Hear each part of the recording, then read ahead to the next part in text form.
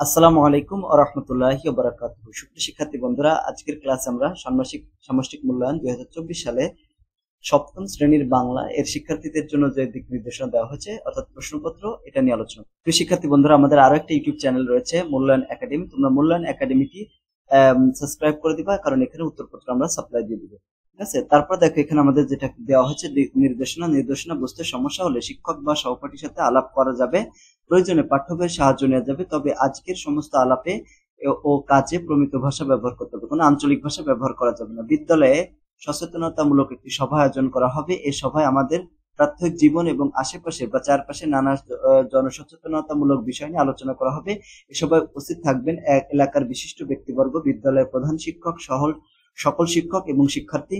প্রথম কাজ হচ্ছে জোড়ায় আলোচনা করে নিচের একক কাজগুলো করতে হবে। একক কাজের ভিতর ক নাম্বার, তোমার প্রাত্যহিক জীবন থেকে চারপাশ থেকে বিভিন্ন কিছু সমস্যা খুঁজে বের করে একটি তালিকা তৈরি করো যেগুলো প্রতিকারের জন্য জনসচেতনতা প্রয়োজন। নিজে কিছু বিষয় খুঁজে বের করার পর বন্ধুর সাথে আলোচনা করো এবং তার মতামত নিয়ে আরো কিছু বিষয় তোমার তালিকায় যুক্ত করতে পারো। এজন্য কোনো বিষয়গুলো তুমি নিজে খুঁজে পেয়েছো আর কোন বিষয়গুলো আলোচনার মাধ্যমে উঠে এসেছে তা উল্লেখ করতে হবে। নিচের ছকের মধ্যে একটি খাতায় ছক এঁকে তোমার তালিকাটা করতে পারো। এখন দেখো, এই যে এইভাবে একটা ছক আমাদের করতে হবে। আমার এলাকায় এমন সমস্যা আছে যার সচেতনতার প্রয়োজন, যেমন আমার খুঁজে পাওয়া সমস্যা এখানে লিখবা আর তোমার বন্ধুর খুঁজে পাওয়া সমস্যাগুলো এখানে লিখবা। ঠিক আছে, তারপর খ নম্বরে চলে যাব। এবার তালিকা থেকে দুটি বিষয় বাছাই করো। বিষয় দুটি এমন হবে যে যা সকলের জন্য প্রয়োজনীয় বলে তুমি মনে করেছো। এরপর বিষয় দুটি নিয়ে আলাদা ভাবে দুজনের সাথে দুটি সংক্ষিপ্ত কথোপকথন তৈরি করো, মানে ডায়লগ তৈরি করতে হবে। কথোপকথনের সময় যেটা করতে হবে, একজন বয়োজ্যেষ্ঠ এবং একজন সমবয়সীর সাথে কথোপকথনের দুটি আলাদা নমুনা লিখতে হবে, মানে দুইটা ডায়লগ লিখতে হবে।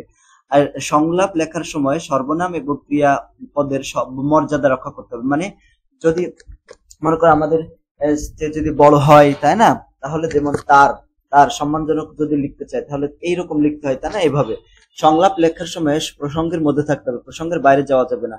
এইবার কথোপকথনে গ নম্বর, কথোপকথনে ব্যবহৃত 3 ধরনের বাক্যের একটি করে নমুনা দেখাও। এরপর এরকম একটা ছক তৈরি করতে হবে, যে এরকম কথোপকথনে ব্যবহৃত বাক্য, সরল বাক্য আছে তার থাকতে হবে, তার ভিতর জটিল বাক্য এবং যৌগিক বাক্য সেইগুলো লিখতে হবে এখানে। তারপর দেখো 2 নম্বর কাজ, ক, যে দুটি বিষয় বা ঘটনা তুমি আলাদা করেছো সেই বিষয় বা ঘটনা কেন অন্যদের জন্য দরকারি বা অন্যদের উপকারে আসতে পারে তার জন্য আমাদের 150টি শব্দের মধ্যে একটা কি করতে হবে, লিখতে হবে একটা অনুচ্ছেদ।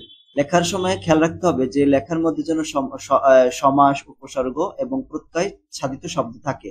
যেমন তোমার লেখা থেকে সমাস, উপসর্গ এবং প্রত্যয় সাধিত শব্দ এখানে লিখতে হবে, শব্দ লিখতে হবে এখানে, সেটা ভাঙলে কি হবে সেটা লিখতে হবে। আর এই শব্দটি কোন উপায়ে গঠিত, মানে প্রত্যয় যোগে নাকি সমাস নাকি উপসর্গ, এগুলো লিখতে হবে এখানে।